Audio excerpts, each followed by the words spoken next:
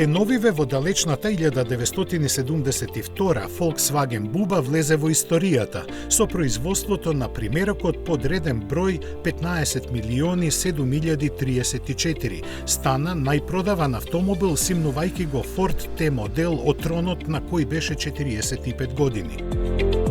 Замислен како автомобил за широките народни маси пред Втората светска војна, за неа во Германија беше воведена државна штедна шема во која 330.000 луѓе секој месец одвојуваа по некоја марка. Но не ги дочекаа своите автомобили. Беа направени символичен број примероци кои беа поделени на високо рангираните нацистички службеници за приватна употреба.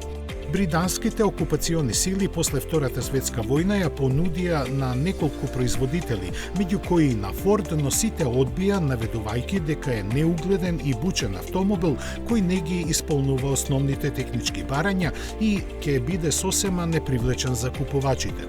Сепак, бидејќи воените власти имаа неопходна потреба од моторни возила, се стартуваше со лимитирано производство. Беше само прашање на време кога ќе се покаже вистинскиот потенцијал на ефтиниот и едноставен за одржување автомобил, што се случи веќе во 1948-та, кога започна нејзиниот извоз во Холандија. Во текот на својот 65 годишен животен век, Буба се произведуваше во 16 земји низ целиот свет.